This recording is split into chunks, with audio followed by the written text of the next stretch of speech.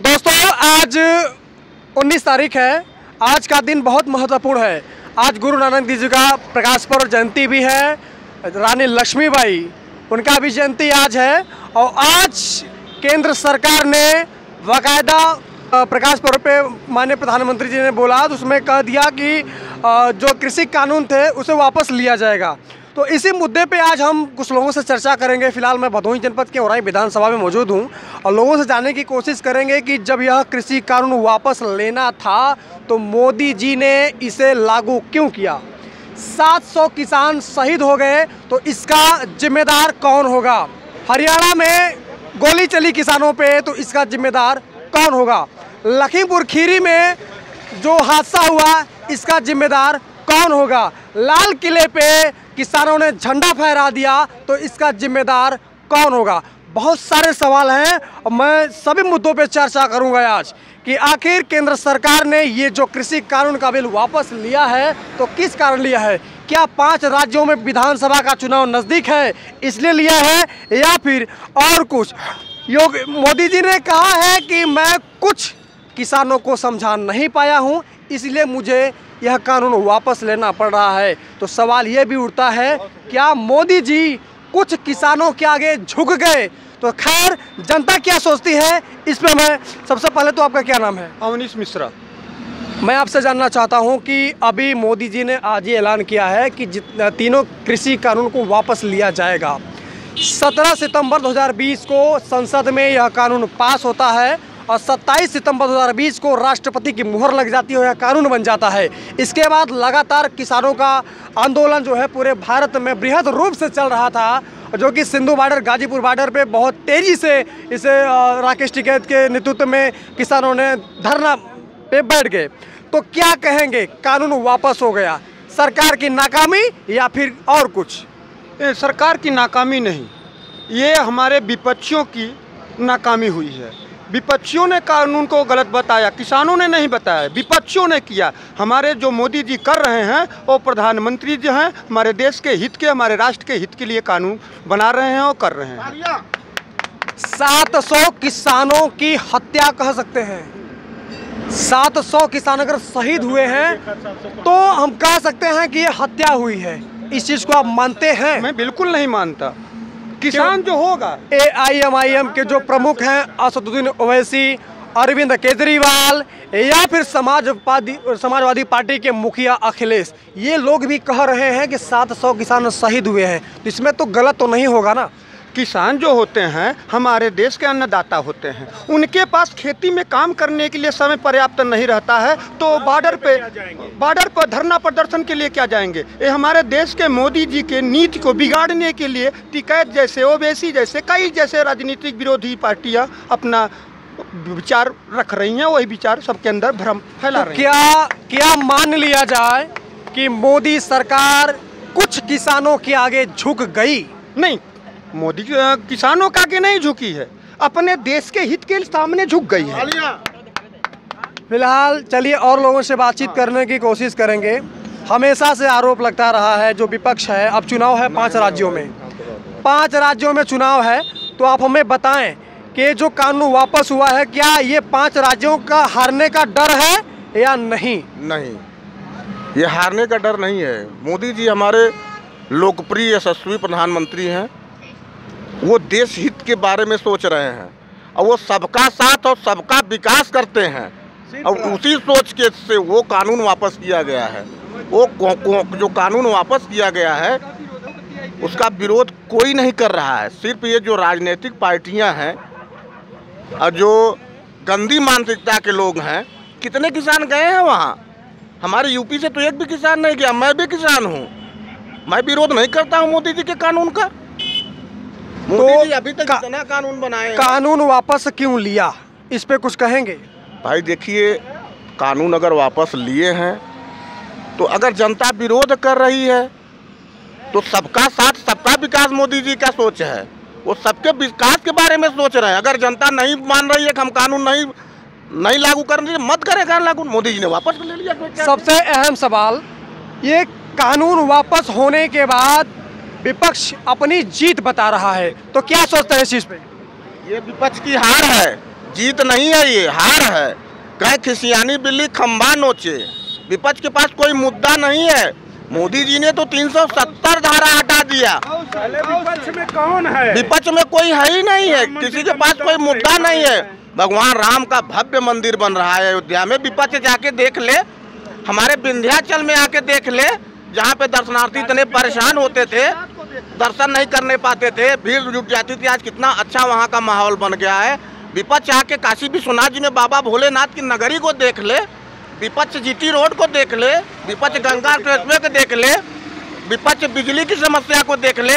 आज एक जगह भी धरना प्रदर्शन बिजली के नहीं हो रहा है। ये मोदी जी का राज है। अभी मोदी जी घर घर शौचालय दे दिए, फ्री में अन्न दे रहे हैं, आवास दे दिए। अभी मोदी जी हर खेत को पानी दे रहे हैं। उनका प्लान है, चल रहा है। भाई देखिए, जो व्यवस्था बिगड़ी हुई है उसको बनाने में समय तो लगता है। इतने जल्दी तो व्यवस्था बन नहीं पाएंगी। कोई अगर घर का मालिक है, अगर वो सारा अनाज बेच के चला गया तो फिर खेती में किसान में अनाज होगा तब ना फिर वो गन्ना भरेगा। इसी किसी कानून के विरोध में कुछ किसान लखीमपुर खीरी में इकट्ठा हुए थे, जिसमें भाजपा के एक नेता की गाड़ी उस किसानों को रौंदते हुए चली गई थी, जिस पे काफ़ी विवाद हुआ था। तो क्या मानते हैं कि इस उत्तर प्रदेश के चुनाव में क्या मुद्दा बनेगा? नहीं नहीं नहीं, ऐसा कोई मुद्दा नहीं है। सिर्फ मुद्दा है रोड, राम मंदिर, 370। समझ लीजिए, सिर्फ मोदी, जो भी मोदी करेंगे राष्ट्र के हित में, मोदी मोदी मोदी, बस और कुछ नहीं। किसानों का कोई मुद्दा नहीं है? कोई मुद्दा नहीं। कैसा मुद्दा है? सिर्फ विपक्ष का मुद्दा है। अगर वो किसान होते लाल किले पे जाते, अगर वो किसान होते तो लाल किले पे जाते और रोड पे सावधानी से जो लाल किले पे गए उसको आप क्या मानते हैं? अरे वो तो बस ऐसा ही थे, भड़काऊ वाले थे। तो क्या भड़काऊ की बात मोदी जी ने मान करके कानून वापस लिया? अब मोदी जी जाने क्यों कानून वापस लिए, लेकिन अच्छा किया, सिर्फ मोदी अच्छा किया मोदी जी ने। अब जो किए अच्छा किए, राष्ट्र के हित में जो किए अच्छा किए। आप क्या कहेंगे इस पे? जो कर रहे हैं वो सही कर रहे हैं, वो दूरदर्शी प्रधानमंत्री हैं। आप लोग रोड नहीं देख रहे हैं, आप लोग विंध्याचल नहीं देख रहे हैं, आप लोग 370 नहीं देख रहे हैं, राम मंदिर नहीं देख रहे हैं। सिर्फ कानून यही वाला कृषि कानून। हमेशा से भारतीय जनता पार्टी में धार्मिक ध्रुवीकरण का आरोप लगता है। तो क्या इस बार भी उत्तर प्रदेश के चुनाव में धार्मिक ध्रुवीकरण लाभप्रद होगा बीजेपी के लिए? जब इतना दिन सपा की सरकार थी तो अरे वो था यार, क्या था भैया, कब्रिस्तान को घेरा गया, तब नहीं आई बात कोई धार्मिक। अब धार्मिक बात आने लगी। सिर्फ मोदी और कुछ नहीं। लेकिन विपक्ष हमेशा विपक्ष हमेशा सवाल करता है। और विपक्ष की भूमिका में अगर उत्तर प्रदेश की बात की जाए तो उत्तर प्रदेश में इस समय समाजवादी पार्टी के मुखिया अखिलेश यादव हैं और वो दावा कर रहे हैं कि अब की बार 400 के पार। लेकिन वहीं भारतीय जनता पार्टी वाले कह रहे हैं कि हम 350 के पार जाएंगे। हालांकि 403 विधानसभा में 400 का आंकड़ा कुछ अलग ही लग रहा है। तो 400 के पार समाजवादी पार्टी संभव है? ये भ्रम है, सपा बसपा का भ्रम है। ये आप देखे होंगे कि लोकसभा चुनाव में सपा और बसपा दोनों बड़ी दिग्गज पार्टियां मानी जाती थी उत्तर प्रदेश में, और दोनों मिल के लड़ी। दोनों का सुपड़ा साफ हो गया। वो लोग अपना कितने लोग ऐसे थे कि अपनी जमानत तक नहीं बचा पाए। अब मोदी जी की ऐसी लहर चली, माननीय योगी जी की ऐसी लहर चली कि सब साफ हो गए। लेकिन इस बार मुद्दा महंगाई का भी है। क्या मानते हैं, महंगाई इस बार कुछ असर नहीं डालेगा चुनाव में? महंगाई नहीं है। ये बताइए कि हमारे घर में 2 किलो आलू डेली खपत है और मैं एक बिस्सा भी आलू की खेती नहीं करता हूँ। तो आलू की खेती तो महंगा होगा भाई। जब पैदावार कम होगी तो महंगा तो होगा ही। इसमें मोदी जी का और महात्मा जी का क्या दोष है? जब आदमी खेती नहीं करेगा, उपज कम होगी तो महंगाई तो बढ़ेगी। लेकिन आज भी लगभग पूरे भारत की बात की जाए तो 25 से 30 करोड़ जनता गरीब है। और मोदी जी ने बाकायदा कहा है कि 80 करोड़ परिवारों को मुफ्त में अन्न योजना के तहत राशन वितरित कर रहे हैं। अगर गरीब हैं तभी वितरित कर रहे हैं, क्या उन पर इस महंगाई का असर नहीं पड़ेगा?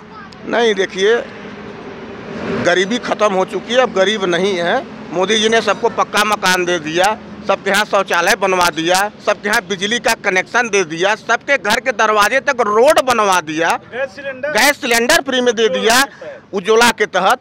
तो गरीब कहाँ है? गरीब कहाँ? अब तो समानता, सब समान हो गए हैं। ये रही जनता की राय। फिलहाल हमारे साथ एक वरिष्ठ पत्रकार भी जुड़ रहे हैं, उनसे भी जानने की कोशिश करेंगे कि 2022 के चुनाव में जो दावा अलग अलग पार्टियां कर रही हैं, क्या वो ग्राफ सही सलामत बचेगा या फिर कुछ अलग नया हो सकता है। मैं भदोही जनपद में हूं और औराई विधानसभा में खड़ा हूं। 2022 का चुनाव नज़दीक है तो जगह जगह चट्टी चौराहे पे विधानसभा में विधायक बनाने के लिए लोग चर्चा कर रहे हैं। फिलहाल औराई विधानसभा में वर्तमान में बीजेपी के विधायक हैं, तो क्या आने वाले समय में फिर से बीजेपी के विधायक होंगे या फिर कोई समाजवादी पार्टी या बसपा के विधायक हो सकते हैं। 2022 के विधानसभा चुनाव में औराई विधानसभा में क्या कुछ होने वाला है? जीतेगी तो यहाँ से बीजेपी ही। रही बात कि विधायक यहाँ का प्रत्याशी बदला जाएगा तो, और नहीं तो बीजेपी की सीट यहाँ से क्लियर नहीं होगी। मान लीजिए कि फिर से जो वर्तमान विधायक हैं उन पर पार्टी भरोसा करके टिकट दे देती है, तो क्या गड़बड़ हो सकता है? जनता उनके ऊपर बिल्कुल नहीं भरोसा करेगी। जनता उनके क्रियाकलापों को देख लिया। जो कि माननीय सर्वोच्च न्यायालय ने तालाब पर अतिक्रमण का कानून लगाया, पूरे भारत में लागू हुआ, और माननीय विधायक जी ने उसी तालाब में अपने घर का नाला बहा रहे हैं, तो ऐसे विधायक को रखना हमारे लिए उचित नहीं होगा। औराई विधानसभा में मान लीजिए कि वर्तमान विधायक को टिकट मिला तो किस पार्टी को बहुमत मिल सकता है? समाजवादी पार्टी या बहुजन समाज पार्टी? समाजवादी पार्टी। अच्छा, हाँ। अगर वर्तमान विधायक को टिकट मिला तो समाजवादी पार्टी यहाँ से जीत जाएगी? बिल्कुल बिल्कुल बिल्कुल। और अगर टिकट उनको नहीं मिलता है तो फिर से बीजेपी भाजपा आएगी। कंफर्म है? कन्फर्म है 100%। अच्छा, ये बताइए, मेरा सवाल आपसे ये है कि औराई विधानसभा के जो वर्तमान विधायक हैं 10 नंबर में से उनके कामों पर कितने नंबर देना चाहेंगे? मैं उनका कोई काम ही नहीं देखा हूँ यार, विधायक जी का कोई काम ही नहीं देखा हूँ, तो क्या उनके काम के बारे में बताऊँ? कितना नंबर देना है आपको? हम जीरो। आपको कितना नंबर देना है? अरे कोई काम ही नहीं समझ में आ रहा है। हम प्रमुख का काम देखे। हालांकि जब ग्राउंड जीरो से रिपोर्टिंग होती है तो जनता की क्या राय है हम उसे दिखाने की पूरी कोशिश करते हैं, लेकिन इस समय औराई विधानसभा के जो वर्तमान विधायक हैं उनके खिलाफ लोग कह रहे हैं कि जीरो काम हुआ है, 10 में से कोई एक मार्क्स भी देने को तैयार नहीं है। तो कहना चाहेंगे इस पे आप? देखिए, सबसे पहले तो मैं आप लोगों को धन्यवाद देना चाहता हूं, और हमारे बड़े भाई अवनीश मिश्रा जी सबसे पहले बता चुके हैं कि किसान है, किसान के पास फुर्सत नहीं है अपने काम करने से, वो कहीं जाके धरना क्या देगा। और जो धरना दे रहे हैं वो किसान नहीं, वो सब बड़े आदमी हैं। तो बड़े आदमी लोग जाके अपना बैठ के धरना दे रहे हैं। और रही बात 700 या 750 आप बताए हैं कि लोग मर चुके हैं, तो उसमें यह है कि अगर हम आप किसान हैं तो लाल किला पे जाके झंडा नहीं फहराएंगे।